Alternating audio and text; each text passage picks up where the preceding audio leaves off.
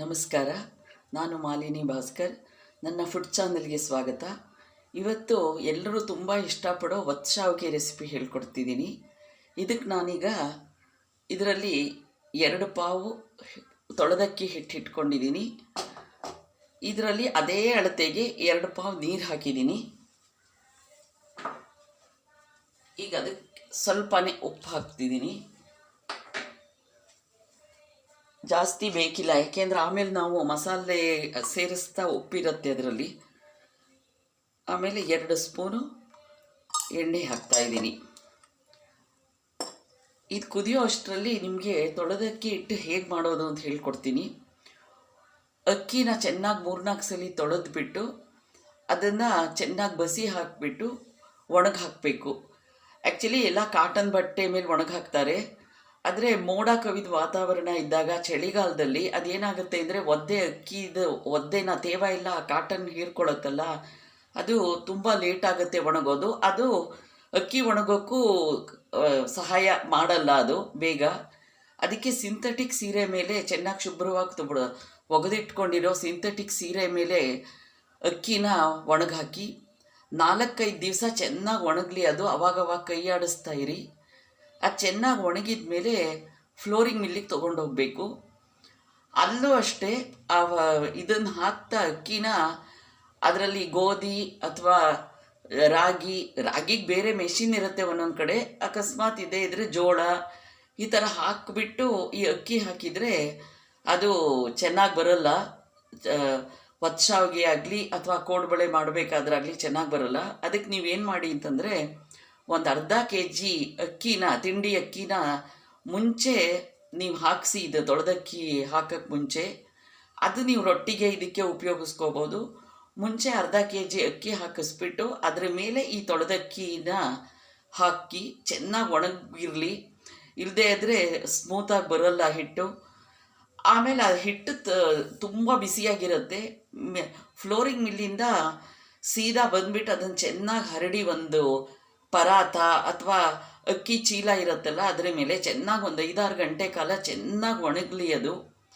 ಆಮೇಲೆ ಅದನ್ನು ಎತ್ತಿಟ್ಕೋಬೇಕು. ಒಂಚೂರು ತೇವ ಇಲ್ಲದೆ ಇರೋ ಕೈನಲ್ಲಿ ಅದನ್ನು ತಗೊಳ್ಳೋದು ಇದು ಮಾಡಿ 3-4 ತಿಂಗಳು ಏನೂ ಆಗಲ್ಲ, ತುಂಬ ಚೆನ್ನಾಗಿರುತ್ತೆ ಹಿಟ್ಟು.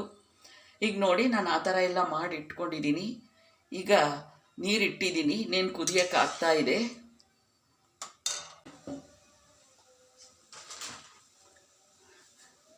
ಈಗ ನೋಡಿ ಅದೇ ಹಿಟ್ಟಲ್ಲೇ ಈ ಸ್ಪೂನಲ್ಲಿ 2 ಸ್ಪೂನ್ ತಗೊಂಡು ಈ ಥರ ನೀರಿನಲ್ಲಿ ಕಲಸಿಟ್ಕೊಂಡಿದ್ದೀನಿ.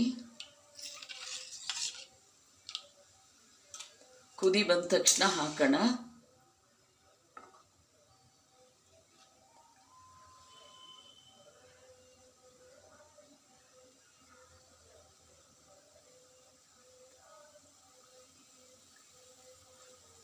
ಕುದೀತಾ ಇದೆ ನೋಡಿ. ಇದು ಹಾಕೋದು ಒಂದು ಟೆಕ್ನಿಕ್ಕು. ತಕ್ಷಣ ಸುರಿಬೇಕು. ಚೂರಾಗಿ ಮಾಡಿದರೆ ಆಮೇಲೆ ಒತ್ತು ಶಾವಿಗೆ ಕಟ್ಟಾಗಿಬಿಡತ್ತೆ.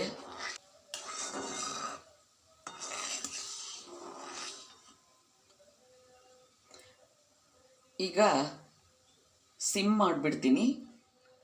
ಇದನ್ನು ಈಗ ಮುಚ್ಚಿಟ್ಬಿಡ್ತೀನಿ. ಹೀಗೆ ಒಂದು ದೋಸೆ ಇಟ್ಬಿಟ್ಟು ಮುಚ್ಚಿ, ಇಲ್ಲದೇ ಇದ್ದರೆ ಹಿಟ್ಟನ್ನು ಕದ್ರ ಹಾಕಿರೋದ್ರಿಂದ ಅದು ಉಕ್ಕು ಬಂದುಬಿಡುತ್ತೆ.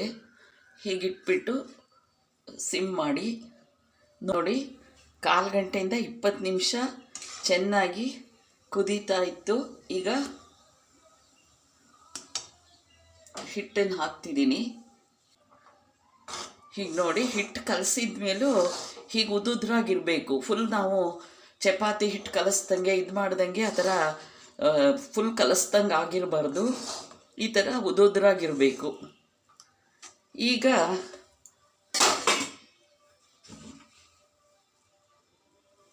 ನೋಡಿ ಇಷ್ಟು ಹಿಟ್ಟು ತಗೊಂಡು ಹೀಗೆ ಸುಮ್ಮನೆ ಹೀಗೆ ಹಾಕಿಬಿಟ್ಟು ಸ್ಟವ್ ಆರಿಸ್ತೀನಿ, ಮುಚ್ಚಿಟ್ಬಿಡ್ತೀನಿ.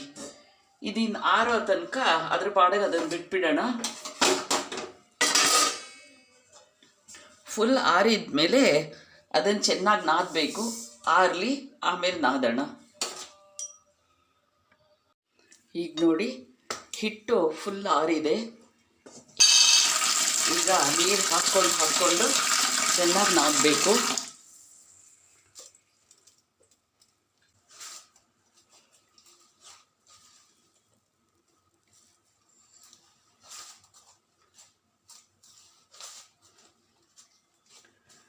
ಈಗ ಇದನ್ನು ಉಂಡೆ ಮಾಡೋಣ. ನೋಡಿ, ಹೀಗಂದರೆ ಹೀಗೆ ಒಳಗಡೆ ಹೋದಂಗೆ ಇರಬೇಕು. ಆದರೆ ತುಂಬ ಮೃದುನೂ ಆಗಬಾರ್ದು. ತುಂಬ ನೀರು ಹಾಕ್ಕೊಂಡು ಕಲಿಸ್ಬಿಟ್ರೆ ಒಚ್ಚಾಗಿ ಎಳೆಯಾಗಿ ಬರೋಲ್ಲ, ಕಟ್ಟಾಗಿಬಿಡುತ್ತೆ. ಹೀಗೆ ಇಷ್ಟು ಹದಕ್ಕಿರಬೇಕು.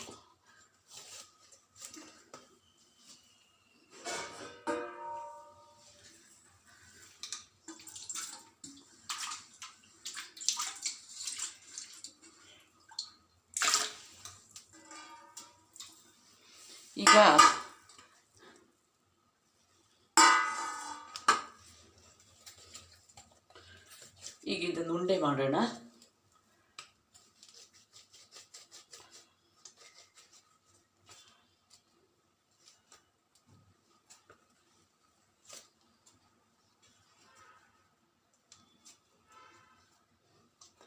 ಇದನ್ನು ಸಿಲಿಂಡ್ರಿಕಲ್ ಶೇಪ್ ಮಾಡಿಬಿಟ್ಟು ಹೀಗೆ ಅಮುಕಬೇಕು.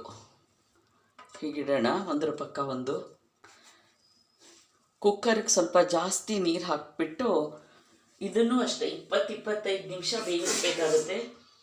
ಅದಕ್ಕೆ ನೀವೇನು ಮಾಡಿ ಗೊತ್ತಾ, ಫಸ್ಟು ನೀರು ಇಡ್ತೀರಲ್ಲ ಜಾಸ್ತಿ, ಅದು ಇದಕ್ಕೆಲ್ಲ ನೀರು ಬರಬಾರ್ದು ಬೇಯ್ತಿದ್ದಂಗೆ. ಅದಕ್ಕೆ ಈ ಖಾಲಿ ಇದನ್ನು ಇಟ್ಬಿಟ್ಟು ಅದರ ಮೇಲೆ ಹೀಗಿಡಿ. ಚೆನ್ನಾಗಿ ಸ್ಟೀಮ್ ಮಾಡಬೇಕು. 5 ನಿಮಿಷ ದೊಡ್ಡೂರಿ, ಆಮೇಲೆ 20 ನಿಮಿಷ ಸಿಮ್ಮಲ್ಲಿ ಮಾಡಿಬಿಟ್ಟು ಬೇಯಿಸಬೇಕು. ಈಗ ನೋಡಿ, 20 ನಿಮಿಷ ಸಿಮ್ಮಲ್ಲಿ ಇದು ಮಾಡಿಬಿಟ್ಟು ತೊಗೊಂಡು ಬಂದಿದ್ದೀನಿ. ಇದು ನೋಡಿ, ಈ ಥರ ಶೈನಿಂಗ್ ಬರಬೇಕು. ಕಾಣಿಸ್ತಿದೆಯಾ? ಈಗ ಇದನ್ನು ಒತ್ತೋಣ.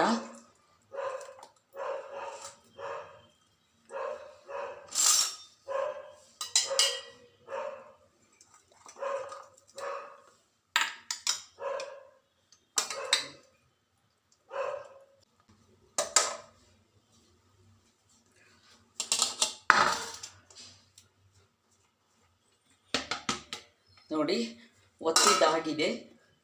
ಇದಕ್ಕೆ ಮೇಲ್ಗಡೆ ಸ್ವಲ್ಪನೇ ಎಣ್ಣೆ ಹಾಕ್ತೀನಿ. ನಾನು ಜಾಸ್ತಿ ಹಾಕಲ್ಲ, ನಮಗೆ ತುಂಬ ಎಣ್ಣೆ ಇಷ್ಟ ಆಗಲ್ಲ, ಅದಕ್ಕೆ ಸ್ವಲ್ಪನೇ ಹಾಕ್ತಾಯಿದ್ದೀನಿ. ಅದು ಬಿಡಿ ಆಗಬೇಕು ಅಂತ.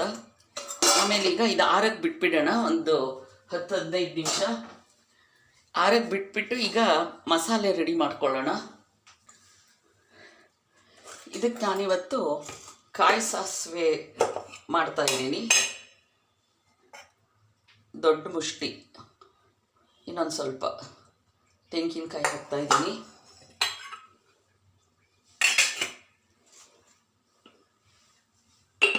ಅದಕ್ಕೆ ತಕ್ಕಷ್ಟು ಈ ಥರ ಉಪ್ಪು ಹಾಕ್ತಾಯಿದ್ದೀನಿ.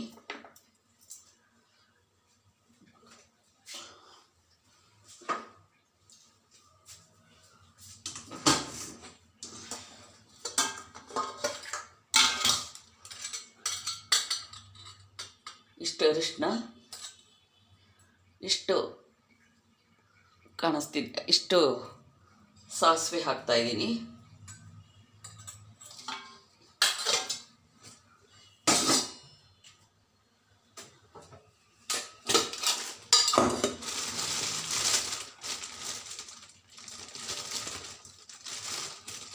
ಅಷ್ಟು ತೆಂಗಿನಕಾಯಿಗೆ 3 ಬ್ಯಾಡಗಿ ಹಾಕ್ತಾಯಿದ್ದೀನಿ.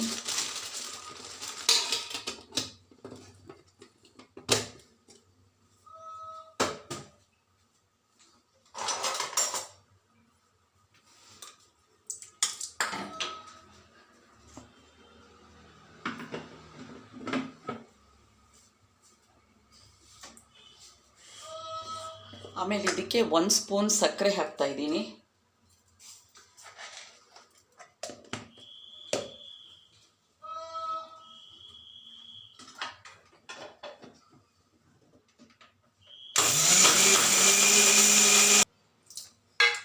ಇದಾಗಿದೆ.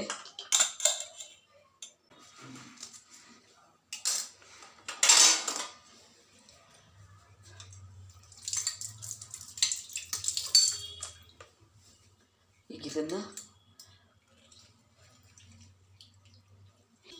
ಸ್ವಲ್ಪನೇ ಉಪ್ಪು ಚೂರು ಕಡಿಮೆ ಆಗಿದೆ, ಸ್ವಲ್ಪ ಹಾಕ್ತಾಯಿದ್ದೀನಿ. ಈಗ ಒಗ್ಗರಣೆ ಕೊಡೋಣ. ಈಗ ಒಗ್ಗರಣೆಗೆ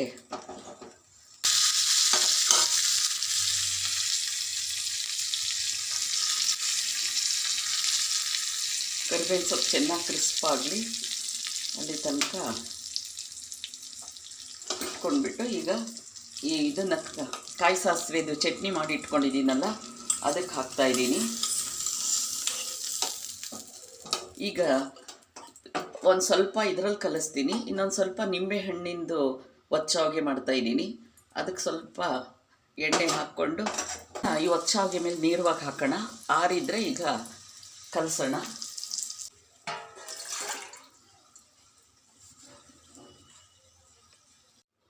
ಹೀಗೆ ನೋಡಿ ಆರಿದೆ, ಕಲಿಸ್ತಾ ಇದ್ದೀನಿ. ಇದು ಹಸಿಮೆಣಸಿನ್ಕಾಯ್ದನ್ನು ಈಗ ಇದಕ್ಕೆ ಹಾಕ್ತಾಯಿದ್ದೀನಿ. ಇದು ಕಲಿಸ್ತಾನೋ ಅಷ್ಟೇ ತುಂಬ ಡೆಲಿಕೇಟಾಗಿ ಕಲಿಸ್ಬೇಕು, ಇಲ್ಲದೇ ಇದ್ದರೆ ಕಟ್ಟಾಗೋ ಚಾನ್ಸಸ್ ಇರುತ್ತೆ. ಫುಲ್ ಆರೋ ತನಕ ಕಲ್ಸೋಕ್ಕೆ ಹೋಗಬಾರ್ದು. ಈಗ ನೋಡಿ ಒಂದು ಸ್ವಲ್ಪನೇ ಹೀಗೆ ಹಾಕ್ಕೊಂಡ್ಬಿಟ್ಟು ಇದು ಕಾಯಿ ಸಾಸಿವೆ ಚಟ್ನಿನ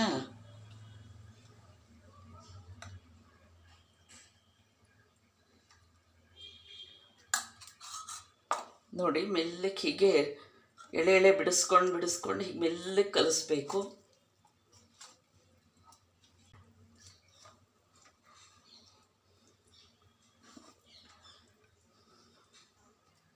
ನೋಡಿ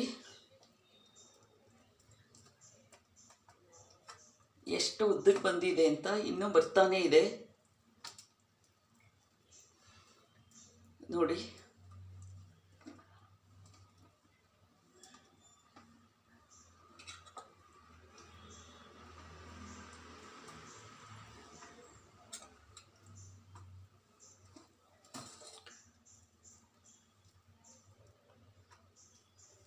ಈಗ ನಿಂಬೆ ಹಣ್ಣಿಂದನ್ನು ಮಾಡೋಣ. ಒಗ್ಗರಣೆ ಕೊಟ್ಟಿದ್ದೀನಿ, ಕೊತ್ತಂಬರಿ ಸೊಪ್ಪು ಹಾಕ್ತಾಯಿದ್ದೀನಿ.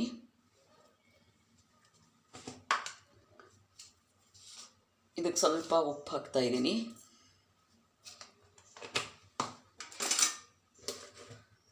ಸ್ವಲ್ಪ ಸಕ್ಕರೆ ಹಾಕ್ತಾಯಿದ್ದೀನಿ.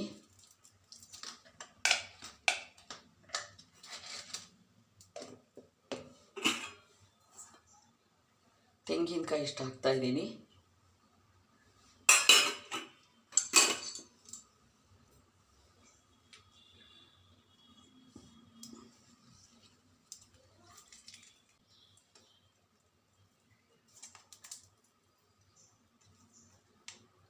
ನೋಡಿ ಎಷ್ಟು ಉದ್ದಕ್ಕೆ ಬಂದಿದೆ ಅಂತ.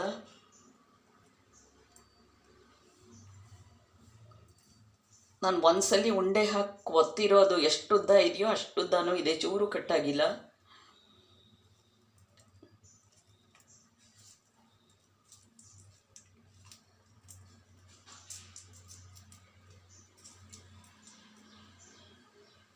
ಇವತ್ತಿನ ವಿಡಿಯೋ ನಿಮಗಿಷ್ಟ ಆಗಿದೆ ಅಂದ್ಕೊಂಡಿದ್ದೀನಿ.